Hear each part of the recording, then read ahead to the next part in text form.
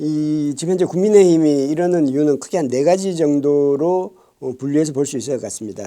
박근혜 대통령 때 많은 그때 당시엔 새누리당이었죠. 새누리당 의원들이 박근혜 대통령 탄핵을 찬성했습니다. 박근혜 대통령의 혐의는 국정농단과 뇌물 혐의인데 뇌물도 직접적으로 받은 것은 아니었습니다. 그런데 지금 윤석열 대통령의 혐의는 내란 혐의입니다. 이게 두 죄의 경과는 비교할 수 없습니다. 윤 대통령이 훨씬 무겁죠. 윤 대통령은 내란죄 혐의가 법원으로부터 인정이 되면 사형 아니면 무기징역입니다. 죄가 훨씬 심각함에도 불구하고 이번에는 탄핵에는 12명만이 찬성했고 당론으로는 탄핵 반대였습니다. 왜 이런 결과가 나왔냐면 박근혜 대통령 때 탄핵을 했는데 그 이후로 당이 훨씬 더 어려워졌다. 그리고 당이 거의 이 보수 정당이 거의 괴멸되다시피 했고 당이 쪼그라들었고 그리고 그때 당시에 탄핵을 찬성했던 사람들은 이제는 정치권을 떠나게 되거나 낙천을 하게 되거나 아니면 당에 있더라도 아주 외곽 주변부에 있게 되거나 이런 분들 아니면 전향을 하거나 그때 당시에 권성동 의원, 나경원 의원들도 탄핵을 지지했지만 지금은 다 이제 윤석열 대통령을 지키지 않은 쪽으로 돌아섰듯이 이거를 많은 의원들이 보고 학습을 한 겁니다. 탄핵에 대해서 너무 앞장을 서는 것이 결과적으로 나 개인한테도 좋지 않고 당에도 좋지 않구나라는 잘못된 학습을 했는데 그때 당시에 보수가 정말 제대로 개혁을 하고 온건 보수, 합리적인 보수로 나아갔다면 지금 국민의힘의 위상은 이렇지 않았을 것입니다. 그걸 제대로 하지 않았기 때문에 지금 당이 지금 이 쪼그라든 거지 탄핵을 했기 때문에 쪼그라든 게 아닙니다. 여기에 대해서는 분석이 잘못된 것 같고요. 또 하나는 그렇게 되다 보니까 이 당은 친윤계로 지금 장악되어 있습니다. 한동훈 대표가 윤석열 대통령 탄핵을 찬성했습니다. 탄핵을 당론으로 정하자고 했습니다. 결과적으로 한동훈 대표는 쫓겨났습니다. 그리고 그 이후 새롭게 구성된 지도부는 권영세, 권성동. 권영세 의원은 초기 통일부 장관을 했고 윤석열 대통령의 서울법대 1년 선배고 물론 이제 합리적이고 온건하다는 평가를 받고 있긴 합니다만은 어쨌든 친윤계로 분류가 되고요. 권성동 원내대표는 윤석열 대통령 정부 초기에 원내대표를 맡았고 아주 핵심 친윤계로 활동을 했고 지금도 그러한 입장에 있는 거고요. 원내대표가 온전히 친윤계로 형성이 됐습니다. 그리고 탄핵에 찬성했던 한동훈 대표는 쫓겨났습니다. 그리고 당의 중진들이 초반에 분위기를 친윤 그리고 탄핵 반대 쪽으로 입장을 딱 정리를 했습니다. 의원들이 판단을 하는 거죠. 지금 흘러가는 상황을 보니 우리가 작은 조직에서도 그렇지 않습니까? 이게 지금 어느 쪽이 대세인가를 살피지 않습니까? 이거는 당은 전부 다 친윤계고 내가 이 당에서 내가 다수 쪽에 주류층에 쓰려면 이게 친윤 탄핵 반대 쪽에 서거나 최소한 탄핵을 지지한다고 목소리를 키우지 않는 쪽으로 가야 된다는 것이 자명하게 돼버린 겁니다. 현재 국민의힘의 구도가 이 의원들과 지지층의 관계를 한번 봅시다. 이제 이 당내 관계가 그렇게 된 거는 왜 중요하냐면 현재 국민의힘은 영남 쪽 의원들이 많습니다. 영남 쪽 의원들은 공천을 받으면 그냥 당선이 됩니다. 공천을 받으려면 당내 주류에 있거나 당내 주류로부터 지명을 받아야 됩니다. 여기서 유승민 의원처럼 이렇게 당내와 다른 소수파의 길을 걸으면 공천을 받을 수 없습니다. 공천을 받지 못한 상태에서는 영남에서는 무소속으로 나와도 결코 당선될 수가 없습니다.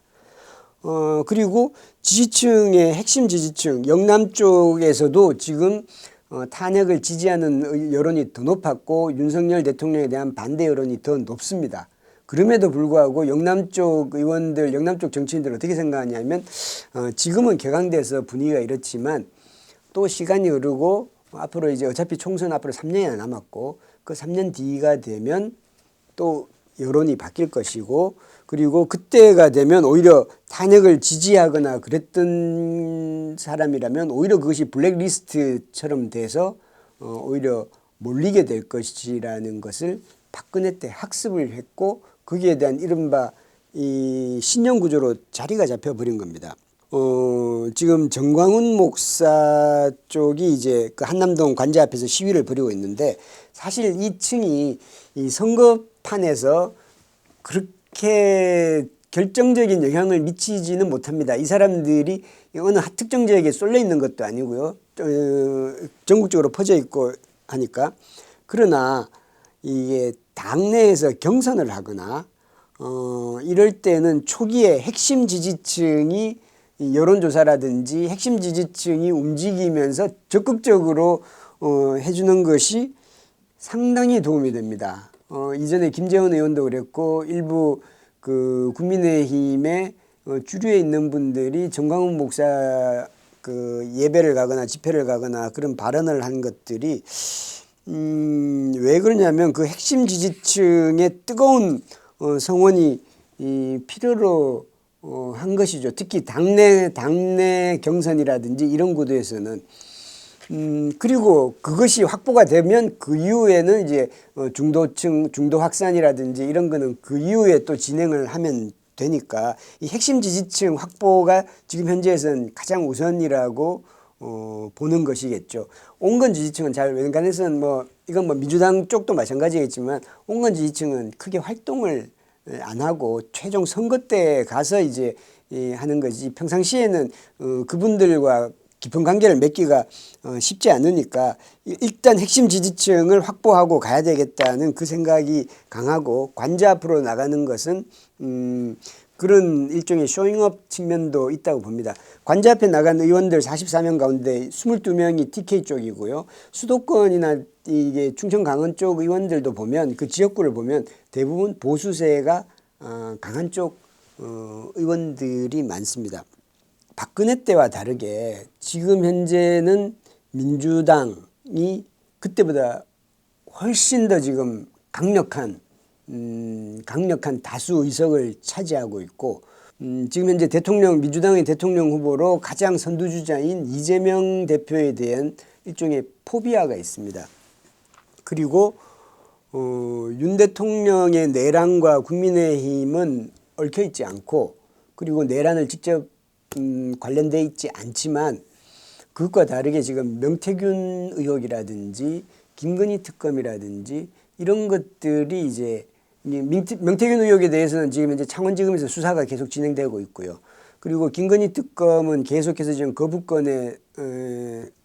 거부권으로 지금 성사가 되고 있지 못하지만 이것이 언젠가는 통과가 될 것이고요. 김건희 특검은 주로 공천 과정을 지금 살펴보게 돼 있습니다.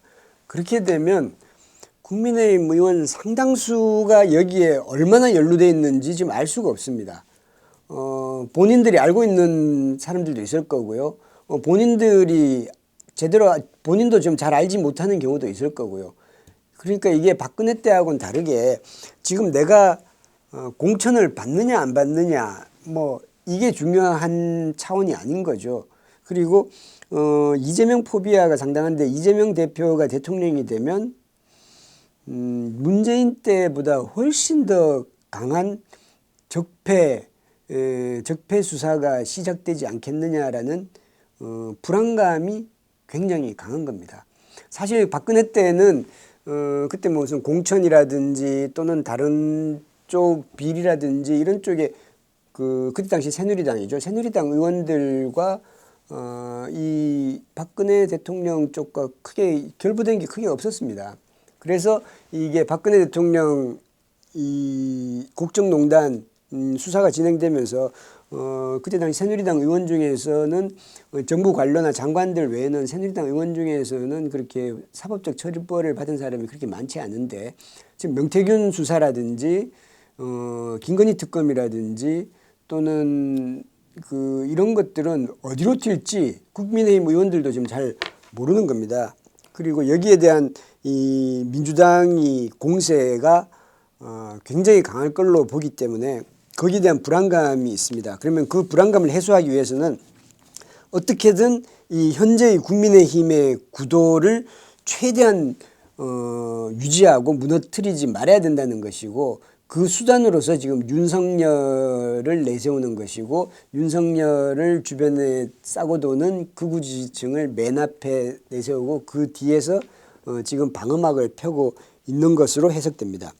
최근에 여론조사라든지 이런 일부 편향된 여론조사 이런 데서 일종의 약간 희망 회로를 돌리고 있는 측면이 있다고 봅니다. 최근에 이제 국민의힘 지지층이 조금 올라간다는 조사가 있다고 하지만 이 조사들의 상당수가 이제 자동응답 전화 조사가 많고요. 자동응답 조사라는 것은 전화를 계속 받아야 되기 때문에 아무래도 양쪽의 극단에 있는 지지층이 끝까지 그걸 인내하고 응답하니까 그쪽의 지지세가 조금 더 오를 가능성이 높고 그리고 전반적인 지속적으로 꾸준히 거의 매주 조사하는 것을 보면서 그 흐름을 추이하는 것이 여론조사지 불쑥불쑥 이렇게 하는 그 여론조사를 과신하는 것은 잘못이라고 봅니다. 어쨌든 국민의힘의 향후 전략은 탄핵이 되더라도 아마 지금 현재 국민의힘 의원들 중에서 윤석열 대통령이 탄핵되지 않고 다시 복귀한다는 생각을 하는 의원들은 거의 없을 겁니다. 만약에 그렇게 된다면 우리나라는 너무나 큰 리스크에 처하게 되고 나라의 정치, 경제, 사회 뭐 모든 게 다 절단나는 겁니다. 그러나 이제 국민의힘 의원들도 그렇게 판단하진 않을 텐데 탄핵이 될 때 되더라도 최대한 이 탄핵 시기를 늦추고 탄핵 시기를 늦춰야지만이 자신들이 당을 정비할 수 있는 기간을 확보할 수 있다고 생각하는 거고 또 다른 측면에서는 이재명 대표의 선거법 위반 혐의 수사가 그 사이에 또 피선거권 박탈 정도의 형이 나오게 되지 않을까라는 그런 기대를 일부 해보는 거고요. 탄핵이 될 때 되더라도 계속해서 이게 흠집을 내서 이 탄핵의 절차의 문제를 계속해서 짚고 가는 그래서 나중에 파면 이후에도 이 문제를 계속 거론해서 민주당에 계속해서 이제 민주당의 그 공세를 방어하는 논리로서 사용하려고 할 것 같습니다. 그래서 결국 이를 해결하는 방법은 우리 국민들 유권자들이 이 올바른 판단과 올바른 결정으로서 하는 수밖에 없습니다. 이걸 정치인들한테 정치는 너무 중요해서 정치인들에게만 맡겨둘 수가 없습니다. 그래서 유권자들이 올바른 판단을 해서 이것을 똑똑히 보고 간파하고 거기에 대한 정치적 결정을 국민들이 하는 것만이 이 지금 난맥처럼 얽혀 있는 현재의 상황을 해결할 수 있는 길이 될 수 있지 않을까라는 생각이 듭니다. 예, 오늘 들으셔서 고맙습니다. 감사합니다.